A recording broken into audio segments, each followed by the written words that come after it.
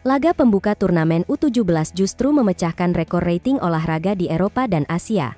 Stadion penuh sesak, media internasional tumpah ruah, dan dunia tiba-tiba membicarakan Indonesia. Tapi di balik euforia ini, ada drama panas dari Vietnam dan Malaysia yang merasa dilecehkan karena tak diundang. Apa yang sebenarnya terjadi? Laga perdana Piala Kemerdekaan 2025 yang mempertemukan Timnas Indonesia U17 melawan Tajikistan U17 benar-benar membuat sejarah baru di dunia olahraga.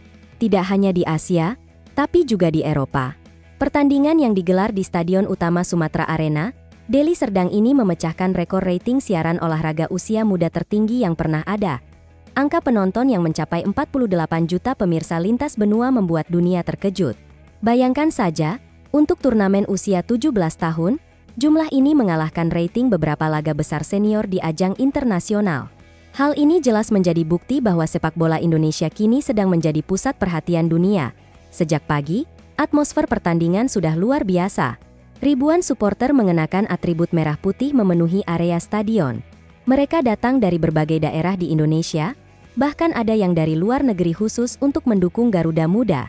Jalan menuju stadion penuh dengan yel-yel, bendera, dan nyanyian khas supporter. Konvoi bus pemain Timnas U17 menuju stadion disambut layaknya pahlawan. Suara trompet, drum, dan chant dari ribuan supporter mengiringi perjalanan mereka. Para pemain terlihat bersemangat dan siap memberikan penampilan terbaik di laga pembuka ini. Meski ini adalah turnamen U17, suasana di stadion seperti final Piala Dunia. Ratusan jurnalis dan YouTuber olahraga dari seluruh dunia hadir meliput. Kamera, mikrofon, dan drone memenuhi area sekitar lapangan. Bahkan kanal YouTube sepak bola asal Inggris, Foot World, membuat live match reaction yang ditonton 2,1 juta kali hanya dalam waktu 2 jam. Konten mereka dipenuhi komentar kagum terhadap atmosfer dan permainan Timnas Indonesia U17. Kedatangan jurnalis asing ini bukan tanpa persiapan.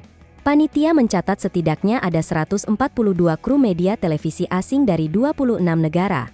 Selain itu, lebih dari 300 YouTuber dan kreator konten juga mendapatkan akreditasi resmi untuk meliput turnamen ini. Nama-nama besar seperti BBG Sport, ESPN Asia, Skiot UK, hingga NHK dari Jepang, semuanya hadir. Bagi sebagian dari mereka, ini adalah kali pertama menginjakan kaki di Indonesia, dan pengalaman ini langsung memikat hati mereka. Michael Turner, reporter SK Sport dari Inggris, mengatakan bahwa ia sangat terkesan dengan atmosfer di Indonesia. Menurutnya, sepak bola di sini bukan sekadar olahraga, tetapi bagian dari budaya dan kebanggaan nasional.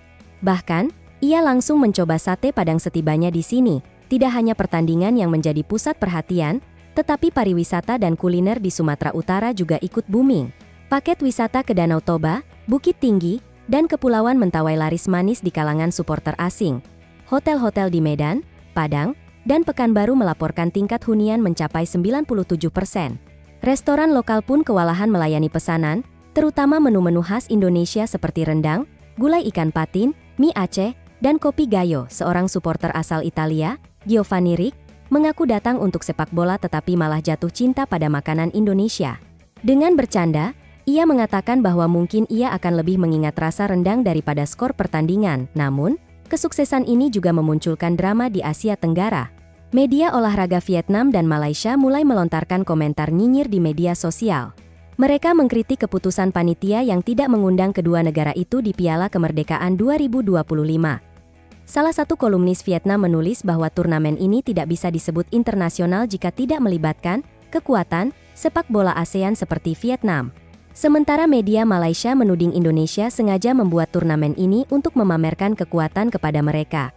Panitia pun memberikan klarifikasi. Mereka menjelaskan bahwa Piala Kemerdekaan 2025 adalah turnamen undangan dengan fokus pada kekuatan muda Asia Tengah, Asia Barat, dan Asia Timur. Ini juga menjadi ajang pemanasan untuk Piala Dunia U17 2025 di Qatar. Keempat peserta yang diundang semuanya adalah kontestan Piala Dunia U17 mendatang. Menurut panitia, ini bukan masalah rivalitas, melainkan strategi untuk menciptakan variasi permainan dan memperluas koneksi internasional. Hasil laga perdana berakhir imbang 2-2 melawan Tajikistan. Garuda Muda menunjukkan permainan agresif, tetapi Tajikistan juga tampil solid. Meski gagal menang, penampilan anak-anak Indonesia tetap mendapat pujian. Pelatih Nova Arianto langsung mengalihkan fokus ke pertandingan berikutnya melawan Uzbekistan. Lawan kali ini lebih berat, karena Uzbekistan adalah juara Piala Asia U17 2024 dan punya reputasi sebagai tim paling disiplin di Asia. Nova mengakui bahwa Uzbekistan memiliki fisik kuat dan pressing yang ketat. Oleh karena itu, ia menyiapkan strategi yang lebih sabar dalam membangun serangan, agar tidak terjebak permainan cepat lawan. Beberapa pemain yang sudah mencuri perhatian di laga pertama, seperti Mirza Firzatullah, Alberto, Zahabi Goli, Elvandra Florasta, Putu, Panji, dan Matteo Bir, diperkirakan akan kembali menjadi andalan.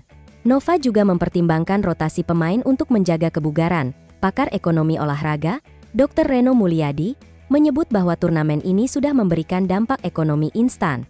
Perputaran uang dari sektor pariwisata, akomodasi, kuliner, hingga merchandise diperkirakan mencapai 1,2 triliun rupiah. Selain itu, di ranah diplomasi budaya, Piala Kemerdekaan 2025 mengangkat citra Indonesia sebagai tuan rumah event olahraga kelas dunia. Banyak media Eropa memuji kualitas stadion, keamanan, dan keramahan masyarakat Indonesia. Jelang laga kedua melawan Uzbekistan, tiket pertandingan ludes terjual hanya dalam 4 jam sejak penjualan dibuka.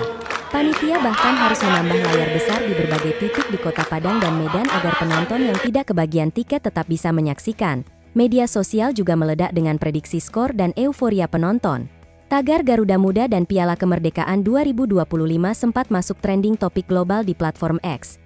Bahkan akun resmi FIFA U17 ikut memberikan komentar, menyebut bahwa pertandingan ini bukan hanya soal sepak bola, tetapi juga tentang bagaimana Indonesia memperkenalkan diri ke dunia. Dengan gebrakan di laga pertama, kehadiran media internasional, ledakan pariwisata, dan sedikit bumbu persaingan regional, Piala Kemerdekaan 2025 berpotensi menjadi turnamen U17 paling populer dalam sejarah semua mata. Kini tertuju pada laga kedua. Jika Garuda Muda mampu mengalahkan Uzbekistan, bukan mustahil pamor turnamen ini akan semakin melambung dan menjadi legenda di dunia sepak bola usia muda. Itulah cerita lengkap Piala Kemerdekaan 2025 hari ini. Terima kasih sudah menonton, sampai jumpa di video selanjutnya, dan salam olahraga. Kalau mau, aku bisa bikin versi ini dengan detail tambahan soal kronologi pertandingan, statistik, dan reaksi pemain biar lebih dramatis. Mau aku langsung buatkan?